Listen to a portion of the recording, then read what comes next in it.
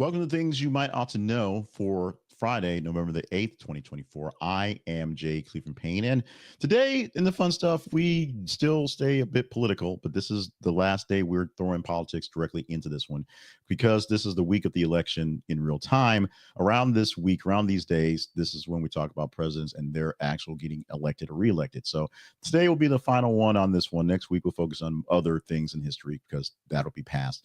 But we do have more coming up. But along with history lessons and more presidents being elected, we do have a fun thing to celebrate, which sticks with booze because we thought we'd be needing a lot more booze.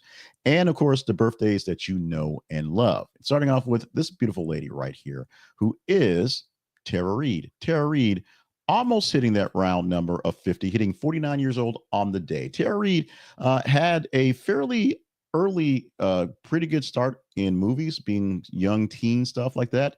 Then Sharknado came and it just blew her out of the water, literally and figuratively, if you will. And of course, made a whole nother stretch for her career. No one is mocking her for Sharknado. Sharknado is a phenomenon that, trust me, we need it. And Tara Reid using that to essentially jumpstart her career and just be even more famous. I'm down with that one. 49 years old for Tara Reid. Also, a bit of Gen X life, going back to a little bit of Melrose Place love for Courtney Thorne-Smith, who's 57 years old. And of course, the Nightmare Kitchen runner and the Hell's Kitchen runner and the runner of kitchens around the world, Gordon Ramsay. The guy who yells and screams at people who are not real cooks is 58 years old on the day. Congratulations, happy birthday. Well wishes to this trio of birthday folks today, Gordon Ramsay, Courtney Thorne-Smith, and Tara Reid. Let's go to the history lessons. As we said, we're still going to deal with some presidential stuff because it's that week. Let's start off with number one, which happened in 1889. Not a presidential thing, but a brand new state. Happy birthday, Montana. Admitted to the United States. That's the 41st state on this day. As I said, 1889. Thank you so much, Montana, for being Montana, doing what you do up there in the wilderness. In 2016, 8 years ago, Donald Trump was elected the 45th president of the United States on this day, defeating Hillary Clinton. She, of course, was the fifth presidential candidate in U.S. history to win the popular vote, but lose the election. And then, of course, the next time around, Donald Trump lost the popular vote and lost the election. This time, he did both. He won the popular vote for the first time and get the full election. So our voting system, if you're not from the United States, is kind of weird, but we don't understand Parliament either, so we get a kick out of that. So give us what we got because it's what we got. And in 2023, way back in the annals of time, that is 2023, singer Tracy Chapman became the first Black woman to win a Country Music Association award 35 years after she debuted with a song called Fast Car. That was her signature song. That was the song that put her on the map and everybody knows her for it. A beautiful, haunting song that, yes, is 35 years old. However, this new take was a remake by Luke Combs, who essentially covered the song, except for maybe a small minor key change that you listen to it side by side, exactly as it was sung from the perspective of a woman who's escaping from a bad family, going into a relationship that's troubled to begin with and maybe tragic at the end. But Luke Combs covering the song in a beautiful, haunting manner as well. And it hits the country charts. It goes huge. It goes big. Tracy Chapman gets a win and all is well. Let's move on to our word of the day. Since you've already seen it, if you're watching the video in kind of a tease, hit the button too fast. It's muse.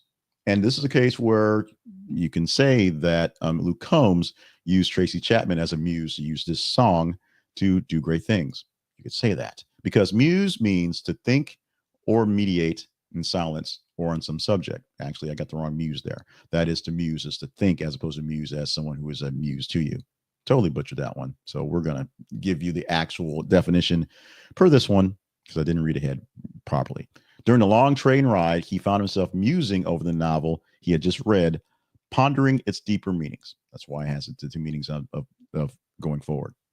Yeah, today's muse is to think really deeply about something. So you want to muse over how badly I've ruined this actual definition. You can do that. You also find more words at the Big Words Project, bigwordsproject.com, and get more learning in your brain for more words. And if you read them yourself, you may get the right definition.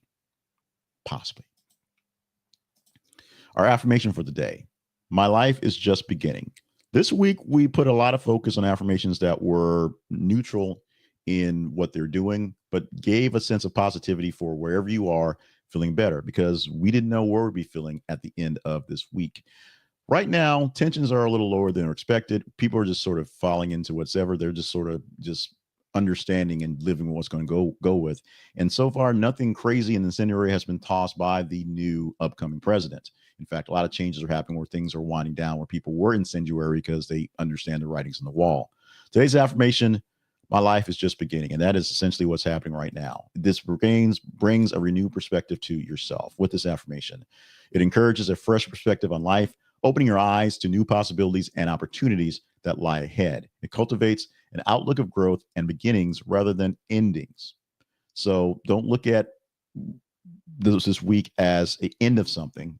Look at it as the new beginning. And some people are looking at it and new beginnings in various, not the nicest ways. We're telling you to be calm, take a little time to relax and understand what's happening, and look at this as a new force going forward, not the end of something tragic behind us. And finally, as I've been saying, we put a lot of booze in this week for our celebrations, and this week, no exception. Harvey Wallbanger Day. National Harvey Wallbanger Day is on November the 8th. Recognizes a fruity and spirited cocktail made from 3 parts vodka, 1 part Galliano, and 6 parts orange juice. Pour it in a highball glass and garnish it with orange slices and a maraschino cherry, if you will. Back in 1968, at a chili tasting in San Diego, hosts were served these Harvey Wallbangers along with a story explaining the cocktail's origin. And according to the story, all that remained of a Laguna Beach party was vodka, Galliano, and orange juice. And when the party goers left, Harvey remained, banging his head against the wall. Henceforth, Harvey was a wall banger when all they had left to drink was vodka, Galliano, and orange juice. There's your story. We'll stick to it. Internet says it so we're going to stick with it. Our sponsor for today is my book, The Now What Network Manifesto. This is a book that was written to hopefully give you a little bit of a bump, a boost in what's going forward for our nation, especially if what you think you got is not what you wanted at all. Now, we say what you think you got because we have to see how things play out. We have a new president coming in. We're going to have a new president regardless. It's not a new president, it's an old president. And we know what happened in the last 4 years. So if you're happy about that, you're probably going to be happy about what's going to come up coming forward. If you're not happy about that, you're pretty much not happy about what's coming forward. But you're not hopeless and sad and powerless. The Now What Network Manifesto gives you 10 topics to stay engaged with your political masters and remind them that you are actually their masters by giving you topics to keep things going. 1, voting in some things. 2, staying engaged. 3, being able to communicate in the proper channel so that they hear what you're saying and hopefully will do what is being done to make things right. This book is an offshoot of the NowWhat.network website, a website I use to do the same things in smaller detail. But this is partly a way to put it all together into one concise tome, also partly to promote the website.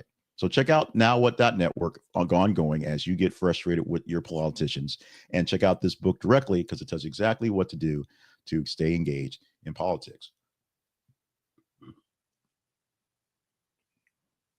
Even if the voting's over, that doesn't mean you still don't have a say in what the people who you voted for, or in many cases, the ones you didn't vote for, are actually getting done.